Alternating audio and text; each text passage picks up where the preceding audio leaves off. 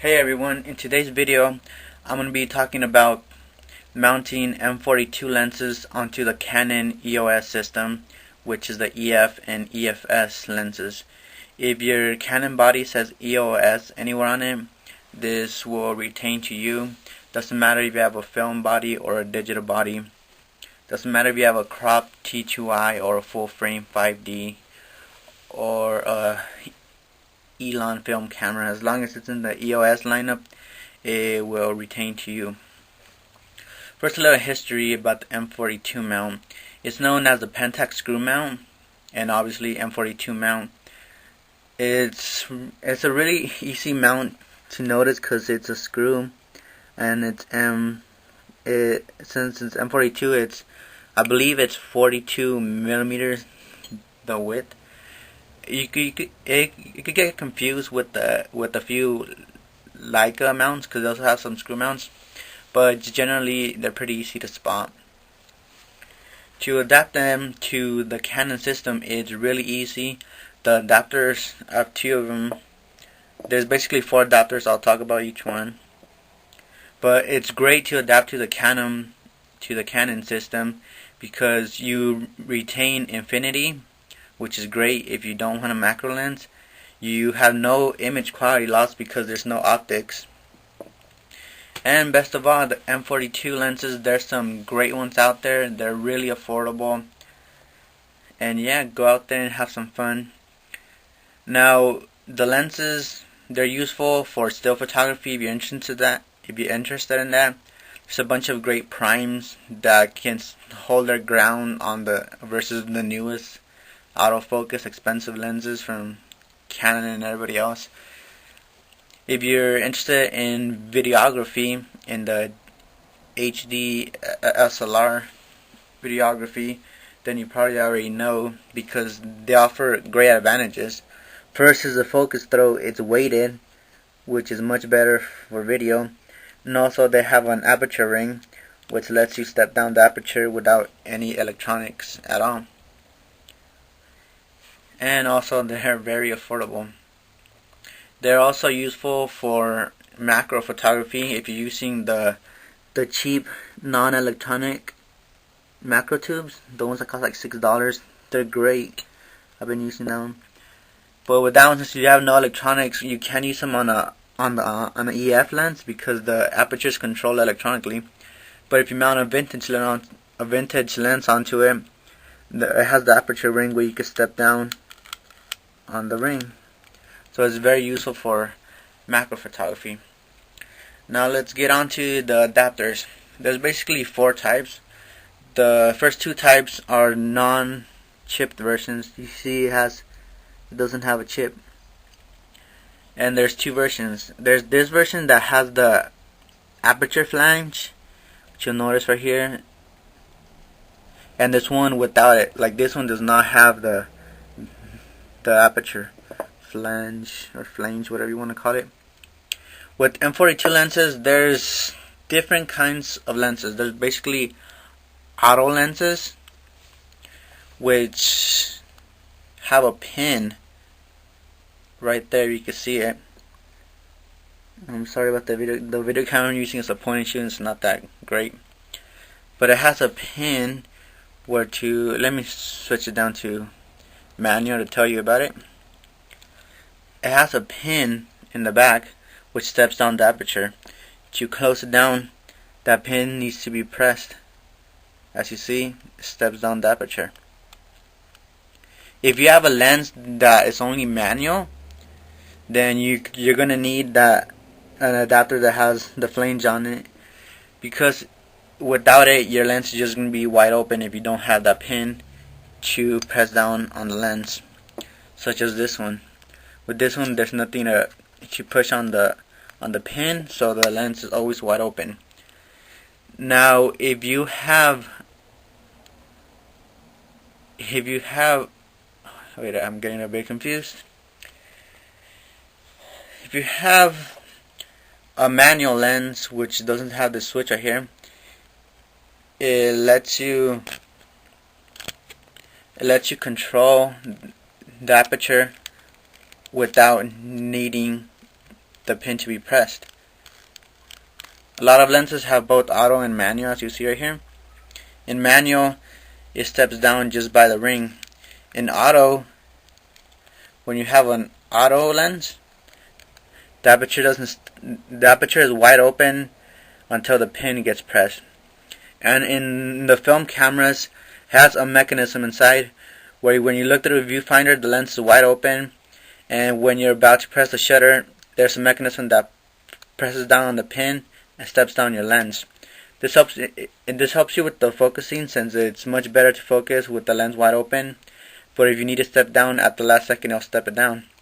The Canon EOS system does that too, but it does it electronically. It steps down your aperture right at the last second. So there's the pin. I really like buying the ones that have the both auto and manual options, just in case you get the wrong adapter. So those are the first two types of adapters. They're non-electronic. It doesn't have the chip, and there's one with the flange and the one without it.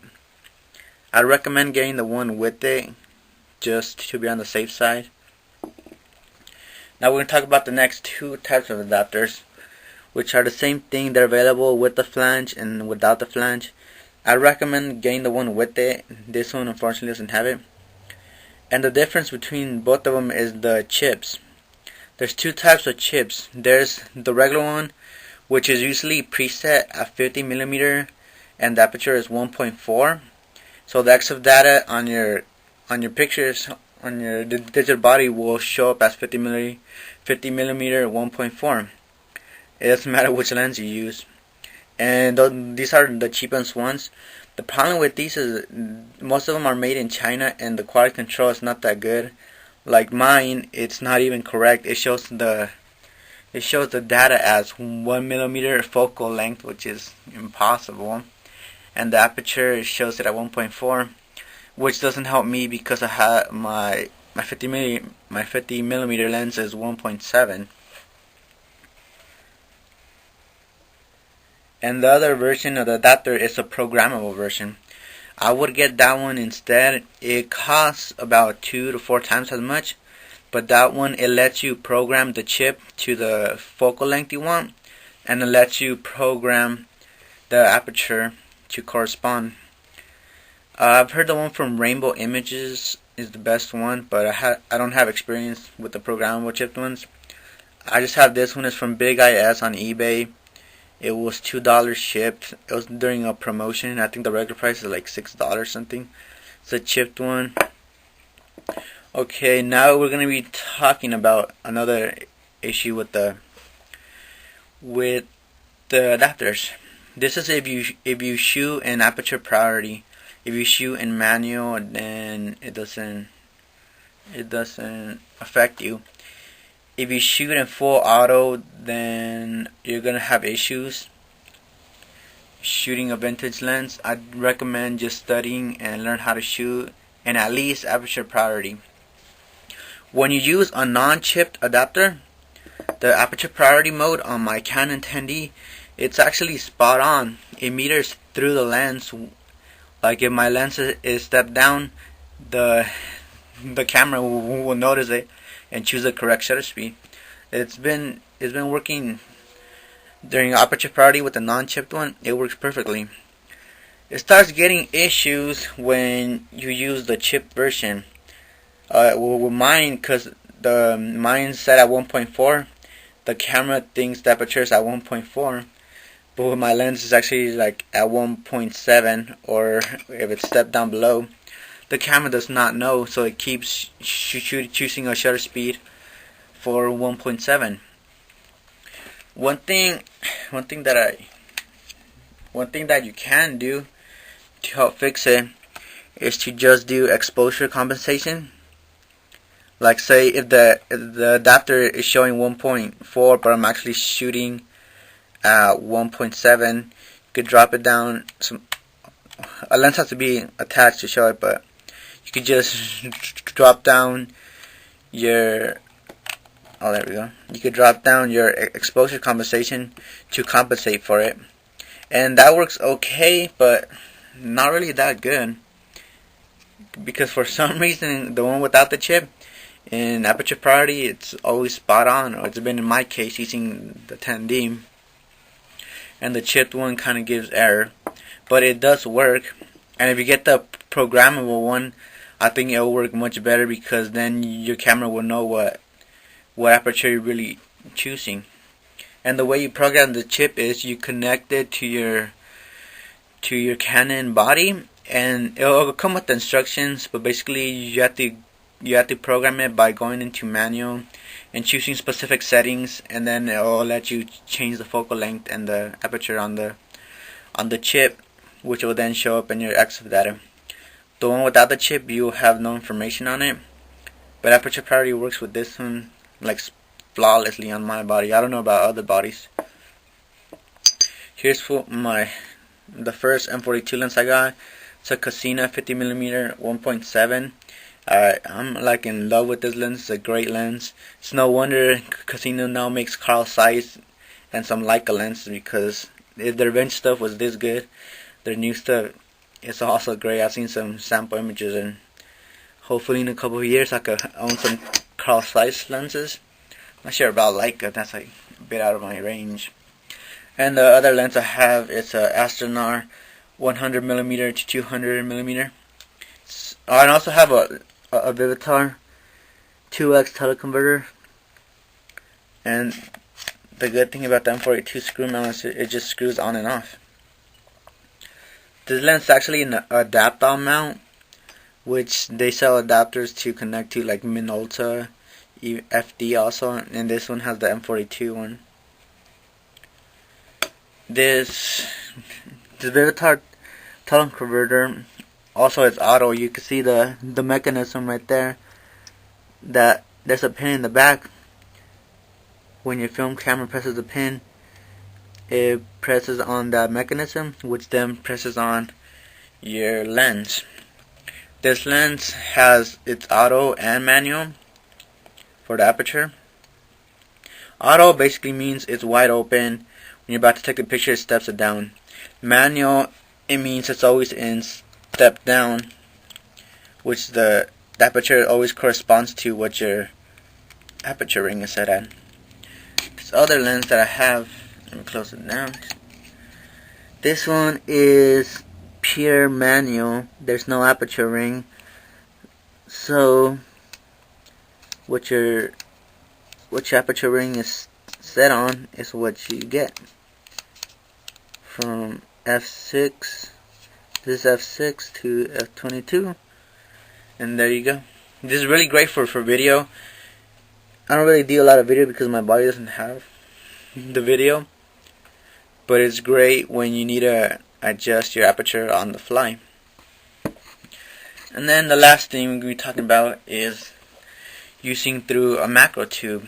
If you're using the cheap one that doesn't have electronics, then your EF lenses will not step down, because they need an electronic signal to tell them to step down. The great thing about M42 lenses is that you have the option to step down with the aperture ring. So when you connect it to your tube, even though it doesn't have electronics, it's stepped down. And then when you're doing macro photography, to get more stuff in focus, you want to be stepped down more. And the mounts are really easy. I mean the adapters. Just screws on and screws on to your body. Or actually, I'm gonna put on the electronic adapter, the chipped one, to show you another advantage of having a chipped adapter is that you get autofocus confirmation. So basically, you have pressed your shutter, and when you nail focus, it will beep just like your autofocus lenses. There's also some adapters that have micro adjust capability. I've read that before. I'm not sure if it is, because I don't have a body that has that feature. But yeah, and with the chip version, it'll show the aperture, whatever you have it set on. See, I have the cheap adapter, which is supposed to be 50mm 1.4. You see, it's showing up the aperture as 1.4. If you choose the non-chip adapter, it does not show any aperture at all. If you have a camera that has live view, I think you have no problem using the non-chipped version. To manual focus, it does take a while to learn, because I'm 23 and by the time I was old enough for camera, there was already great point and shoot, so I never had to deal with manual focus film cameras and stuff like that. But M42 is a great system to adapt to your Canon. There's also other ones such as the Pentax K mount. Here's the adapter. It's another cheap way to add vintage lenses to your EOS body. Also, the Nikon F mount is pretty easy to adapt. The Canon FD mount is really, a lot of people get intrigued by it because there's a bunch of lenses out there. There is a problem adapting it to the Canon EOS. Stay away from it unless you have a really nice Canon FD lens, such as the 1.2s, the 1.4s. Then I'd go to Mika. I'll have his link down below. He sells some adapters how to convert those lenses. There's some cheap adapters that have like the non-optic ones for FD. Stay away from those because it just converts it into a macro lens. And then there's one with optics, but it just adds a 1.25 teleconverter, and it degrades image quality. So I'd stay away from the FD mount unless you have a really nice lens, and then get the Mika adapter for it.